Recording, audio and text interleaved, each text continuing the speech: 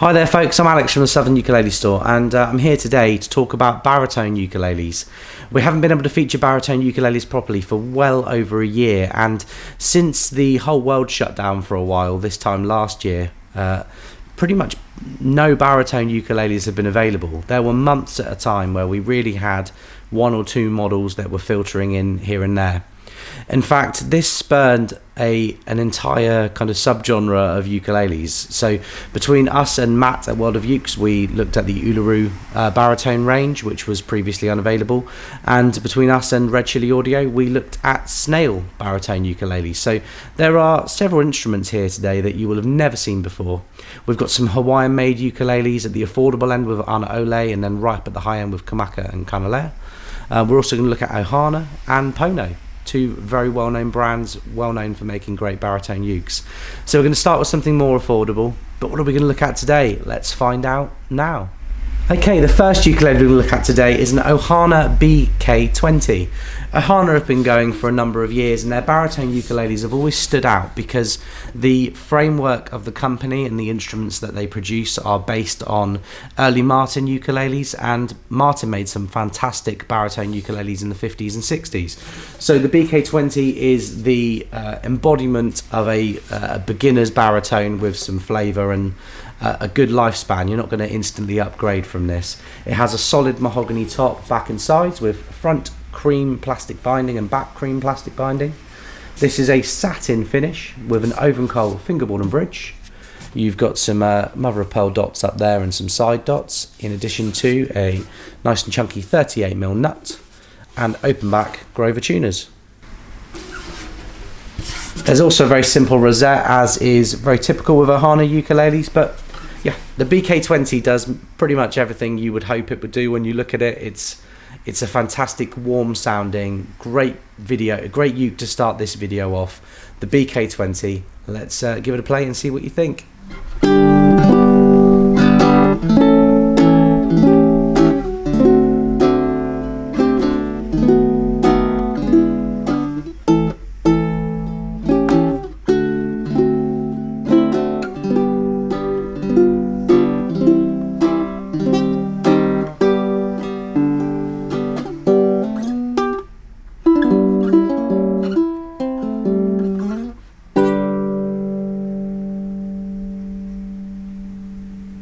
Okay, the second ukulele we're going to look at today is a new model from Snail. This is the Snail SUB-M1.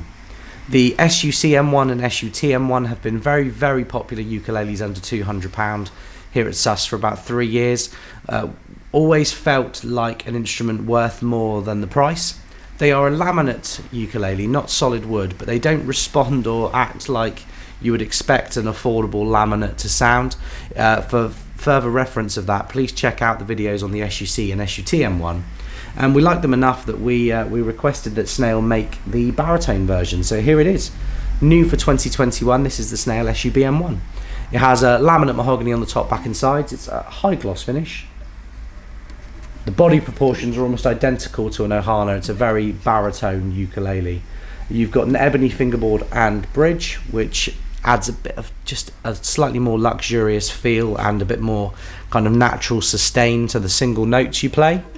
And you have closed back Snail tuners on the back. Just to buck tradition, this ukulele has a 35mm nut to respond to people out there that want a baritone but find it a bit hard to play because it's too big. So a normal Snail 35mm nut on the longer baritone 20.75 inch scale. The only thing that we should mention before I give you the sound sample of this uke is that they come from the factory at the moment strung GCEA. I imagine this will change in time, but my sound sample today has to reflect that because that's how we're selling the instrument. It's counterproductive to rip strings off and put new strings on and then take them off and put more new ones back on. So I hope that the GCEA sound sample will suffice for those of you looking for a baritone strung DGBE. Likewise, any of the ukes today that I play strung DGBE can be strung up for GCEA. So you really can kind of pick and choose what you want from these things nowadays. In the meantime though, this is the Snail SUB-M1. I'm going to give it a play for you now.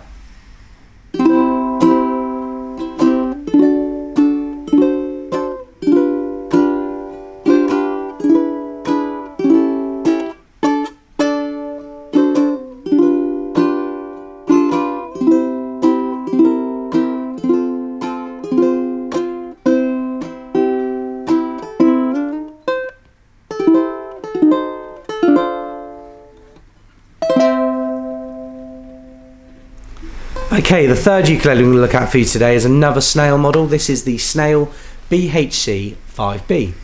And this model is also heavily borrowed from the Snail BHC-5T and BHC-5C, which are the more popular Snail ukuleles under £300. This has a solid spruce top. It's a gloss finish in case you can't tell from the video, with laminated ebony back and sides. Really lovely ebony on all of them. We had 7 of them come in. They all looked very, very nice. You have front abalone binding with an abalone rosette, but you also have some maple bindings on the side and on the back, down the centre there. You have an ebony fingerboard and bridge, and a slotted headstock. So the slotted headstock gives it the main appeal of pretty much all the other Snail models. The slotted headstock Snails seem to be by far the most popular. And you have the open back. I'm not getting much focus today. You have a 35mm nut, much like the SUB-M1, so it's a bit more streamlined and comfortable. The string spacing now equates to around 29-30mm instead of 32, so the string spacing is still kind of quite natural for most players. These also come in a really an upgraded padded gig bag from Snail. They've really moved beyond the kind of single layer unpadded bags in recent years, so a free padded bag comes with this that's very, very nice. And finally you have the flower inlay just there on the centre of the fingerboard.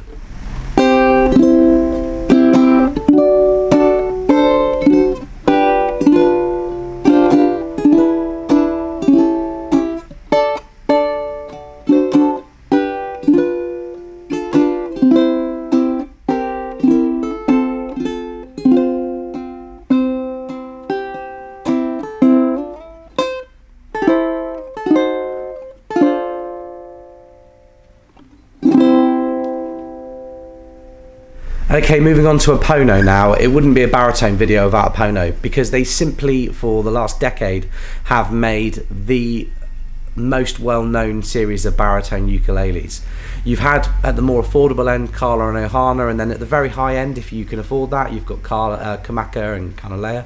But right in the middle of that, price-wise, has always been Pono. And what they're producing is just an instrument that is made of great tone woods. There's not really any fancy bindings or anything particularly ostentatious about this ukulele, but they sound good. The whole range does. The one we're going to feature today is the MGB, which is the Mango baritone, the satin version. So it's all solid. Looks like Indian mango on the top, back and sides. Very, very straight grained mango on this one, with an ebony fingerboard and bridge. You have a 35mm nut width on the Pono baritones with Grover open back tuners. Modern Ponos also come with an unpadded gig bag, but my recommendation for you is that if you're buying something around the kind of £400 or £500 mark like this, you will want to invest in a more protective bag. It's a nice token bag that they come with, but it's not something that you would be happy to go out and gig with. I think it's more for kind of keeping it safe at home.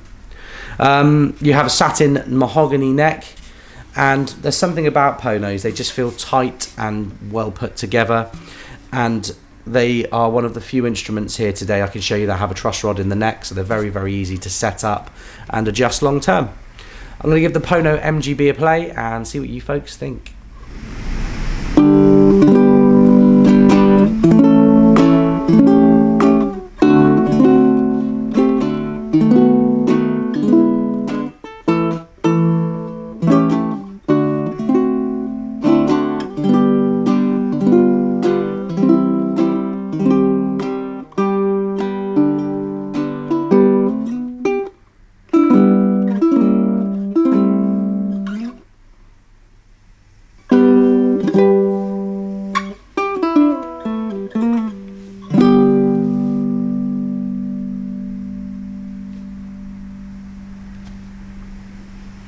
Still going. Okay, the next ukulele we're going to look at today is possibly the most popular of the most popular Pono, popular baritone, popular ukuleles. This is the Pono ABD.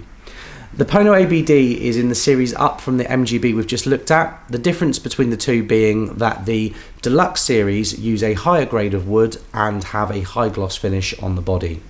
And what this does is it tightens up the sound even more, so you get more attack. So the notes, that as you pick them or as you strum them, they're very immediate and they have more sparkle to them, but you can still hear the texture of the tone wood, and the notes will decay or sweeten up or warm up as you would expect from different woods.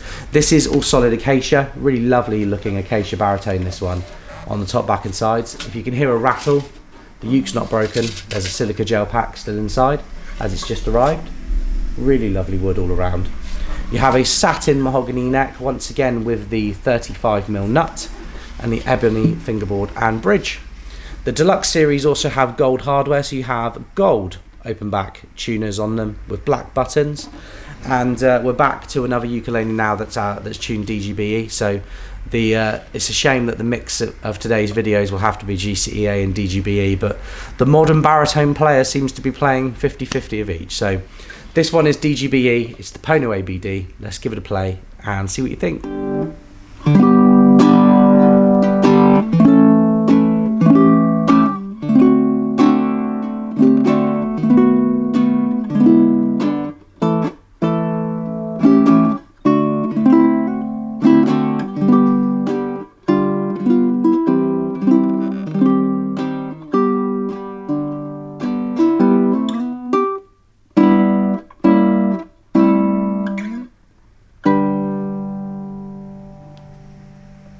Okay folks, moving on to something that we've been really excited to show off for a while. This is the brand new Snail S60B. Now anybody that's watched our top 10 videos of the year in recent years or has watched regularly will note that the S60C and S60T are probably the most popular ukuleles around £500 that we sell here at the Southern Ukulele Store, and it makes so much sense for Snail to introduce a baritone version of this ukulele. It's the top end ukulele in the Snail line, so it's a fantastic kind of contrast to the ABD that we've just featured, because they are similar price, but the ABD is much more traditional and less fussy. But for those of you that want something a bit more regal, a bit more exciting to look at, this massive Snail abalone rosette just looks gorgeous. You have an ebony fingerboard and bridge with figured flamed acacia top, back and sides, so once again just really nice acacia. And the baritones are the first in the line to feature this new back strip, which is made up of padauk and maple. It looks kind of like scepters or pencils that have been sharpened at both ends. Don't want to dumb it down, but you know what I mean. You have a gloss neck on this model with a 35mm nut. One other feature I really like about this ukulele, as somebody that plays one regularly at home, is that they have padauk binding on the side, so you can see the side dots. I'm really hoping it will focus. I'll do a close-up if not. And you have a beveled armrest, so that you have an ebony cut out for comfort. Finally, you have a slotted headstock with the heart-shaped tuners, which are a lovely, really popular feature as well, and the amber buttons, which my 4-year-old son absolutely loves because he's obsessed with red. Nice feature there for you folks. Finally, this ukulele comes in a really nice padded gig bag too, and there is a bit of a treat for you folks with the sound sample to this ukulele. We're going to play this one in the GCEA tuning that it come from the factory with, but we are also going to splice in an audio sample I made of my own left-handed version of this ukulele, which was strung DGBE, so you can hear both options. I'm going to give this one a play and see what you think.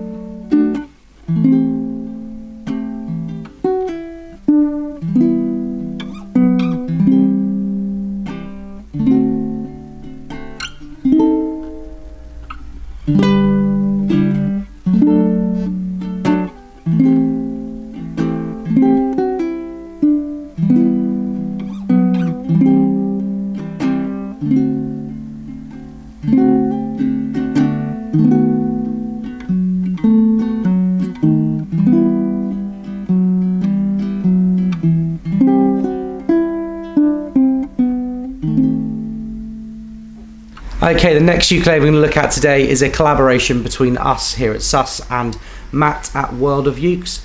This is the second run of Uluru Hoa Hana ukuleles. So the first one we're going to look at is the solid spruce. So you have a really lovely Sitka spruce top with oven coal, solid oven coal back and sides.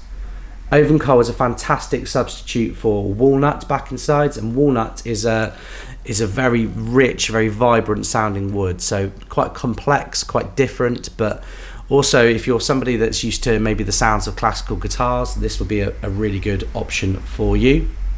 You have a mahogany neck with an ebony fingerboard and bridge, but one of my favourite features about this model is the maple inlay going up the fingerboard, so you can see the side dots, as well as the figured maple binding on the front and back, which I will show you in close later. These kind of touches are the things that you pay the extra money for. After a certain point, I think the increase in quality of sound is going to be quite personal, but the small features, like I got this out of the box and I looked at it and I thought Uluru really cared about bringing the best possible product to the table that they could.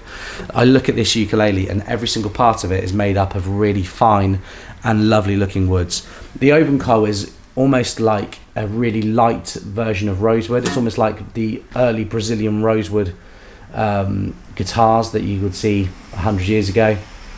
You have a 35mm nut once again with the Aquila GCEA strings on it as standard. There are sound samples of this ukulele strung DGBE that I will splice in as well from an earlier video. And then finally you have the slightly sharp-edged Uluru headstock. But the best bit about that is the wood buttons. So you've got snake wood buttons that match the decor and aesthetic of the uke. This ukulele is fantastic. The next one I'm going to show you is just as good, if slightly different. Let's give the Hoa Hana Spruce Oven Coal a play.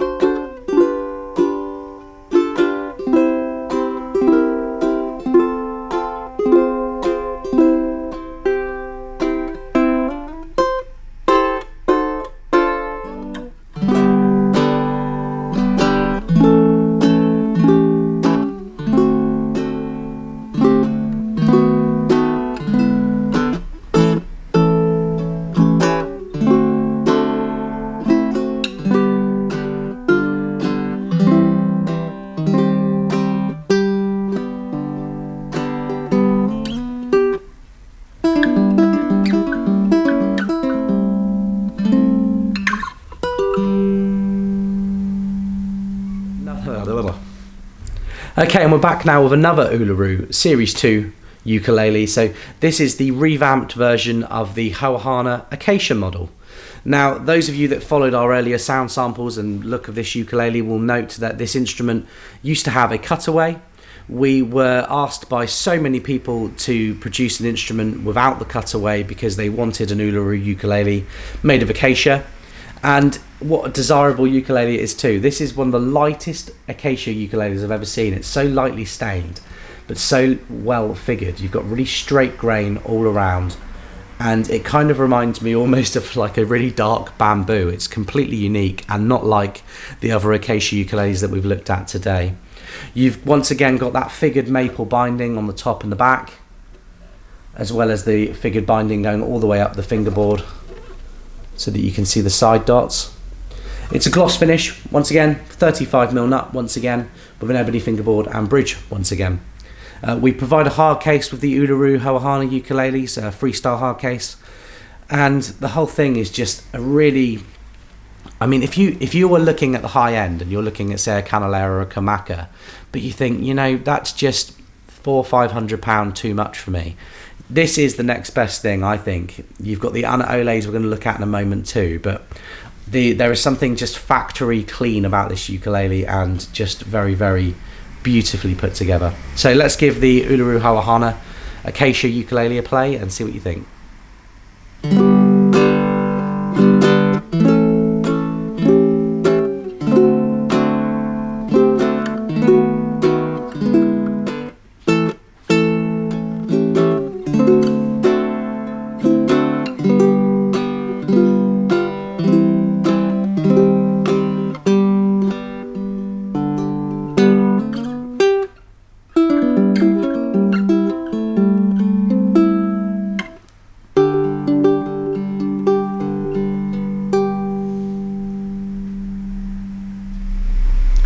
Okay folks, we're back now and we're looking at Anaole baritone ukuleles, the first of which is this AB Mango model.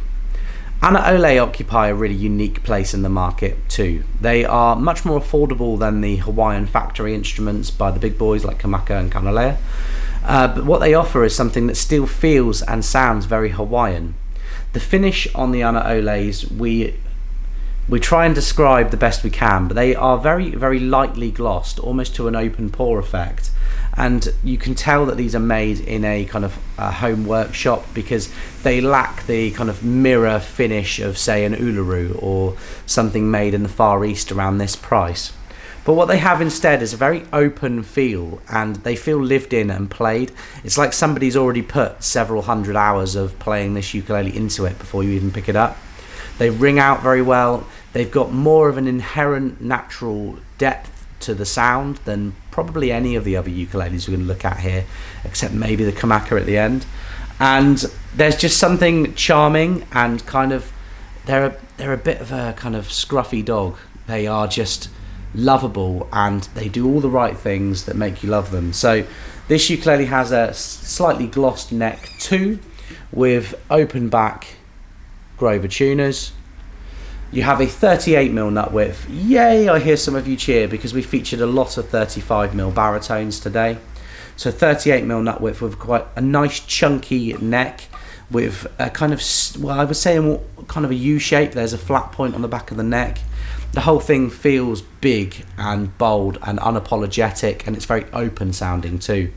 Once again, if you're looking for something that's Hawaiian made, but the price of the Kanile'a or Kamakas is scary for you, then Anaole could be a fantastic option instead. The AB Mango is the one that we reorder the most. There's something about the mango tenors and baritones that Gareth produces that are just really sexy and inspiring. So let's give the AB Mango a play and see what you think.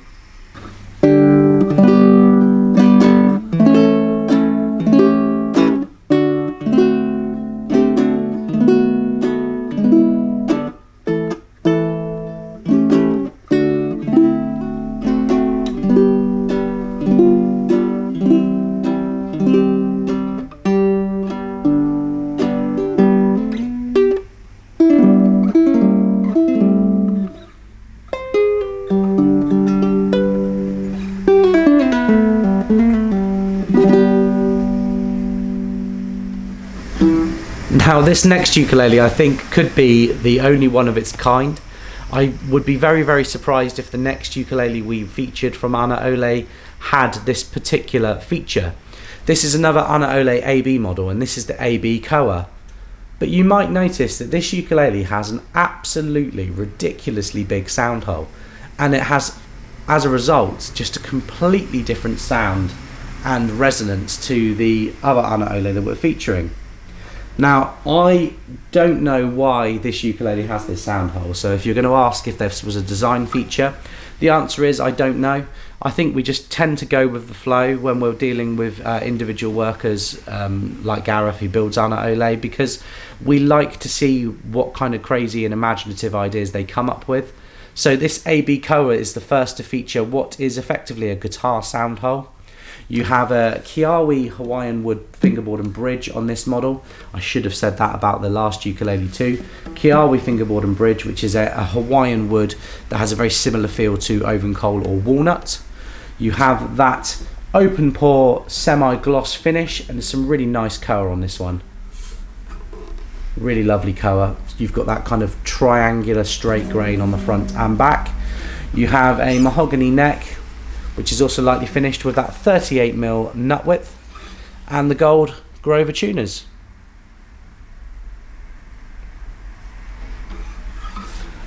I'm hoping that you're as excited to hear how this one sounds as me, so let's give the AB Koa a play and see what you think.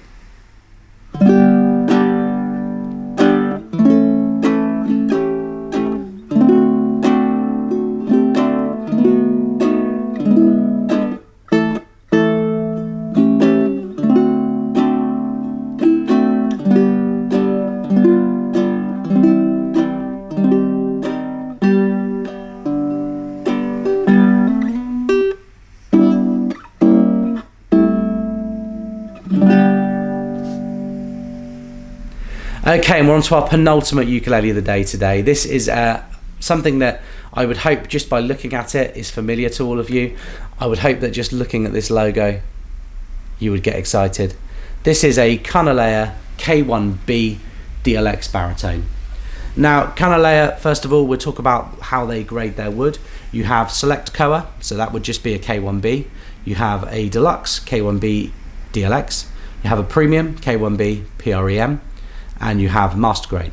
So the Deluxe is what we're looking at today. This is what most Kanile'as are commonly graded as, but you can also get Premium wood, which is very, very highly figured curly Koa, and then you get Master Grade, which is just Master Grade Koa.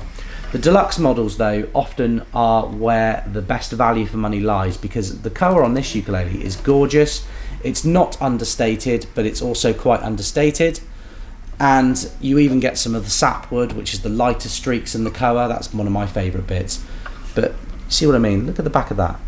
The back of this ukulele is gorgeous, and you know, it's approximately 10% cheaper than the premium version of this instrument. So the K1B Deluxe has an ebony fingerboard and bridge with the Deluxe Hawaiian Koa body. One thing unique to the Kanile'a Baritone in this video today is that the Kanile'a Baritone has a shorter scale length than the other baritones featured. All of the other baritone ukes we featured today have a 20.75 inch scale. This one has a 19 inch scale, but is still tuned DGBE and still performs like a baritone should. It just feels a bit more familiar in the hands of a normal ukulele player. You have a pin bridge with Kanile'as. Pin bridges being the guitar style bridge used on this ukulele to increase sustain, and you have an ebony faceplate with a white mother of pearl Kanile'a logo. Finally, the body of the ukulele is high gloss, but the neck is satin, and you have those Grover open back Kanile'a tuners.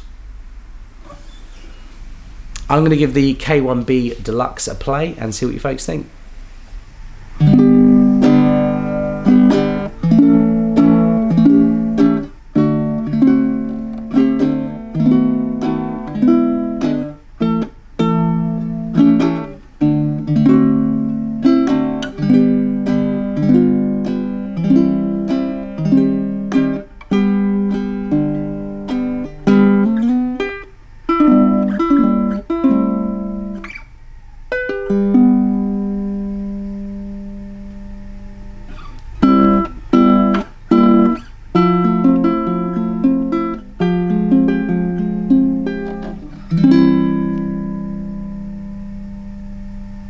Okay, the final ukulele of the day today is a member of the ukulele royal family.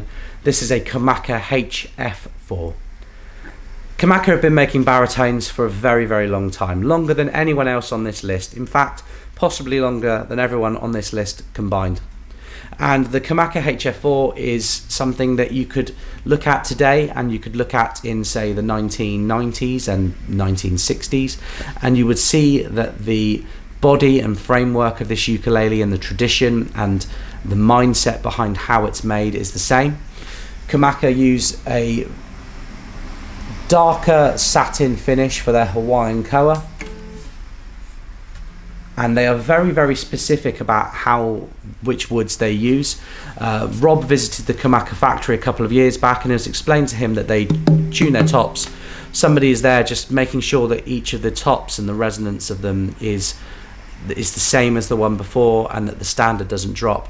And that's true. I've never ever held a bad Hawaiian made Kamaka in the 7 or 8 years that we've been selling them here at SUS. I mean, some of the vintage models don't age as well, that's certainly true, but a modern Kamaka is always a safe bet that it's going to be made exactly the same as all of the other ones that were made that day. You have a mahogany neck with a rosewood fingerboard and bridge, and Kamaka use a traditional classical guitar style tie-on bridge. You have shallow tuners with snakewood buttons, and you have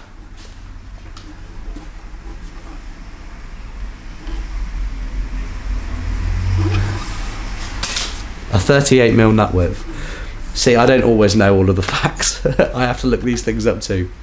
This also comes with a hard case, a Kamaka branded hard case with some really plush blue interior, which I feel the need to mention because every time I open a Kamaka case I think, ooh. Anyway, this is the HF-4. It's the last uke we're going to look at today. Let's give it a play and see what you think.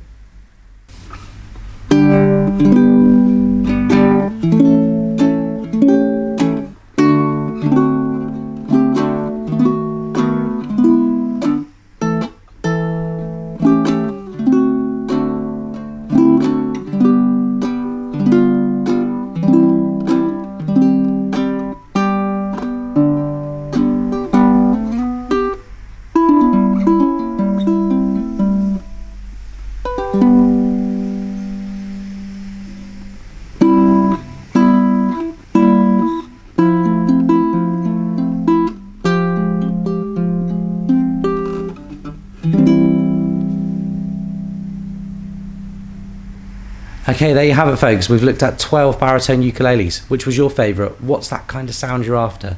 Are you after that more modern GCEA baritone vibe or the traditional low D rumbling DGBE? Personally, I just love hearing that lower octave range on a bigger ukulele. But I would love to hear your thoughts. Let us know in the comments section. If you have any questions, you can email me at alex@ukulele.co.uk or give me a ring in store on 01202 430 820. I'll be back very, very soon. I've got something actually in the pipeline that I'm filming this evening, so hopefully I can show you next week. But in the meantime, folks, thanks for watching, and I'll see you soon.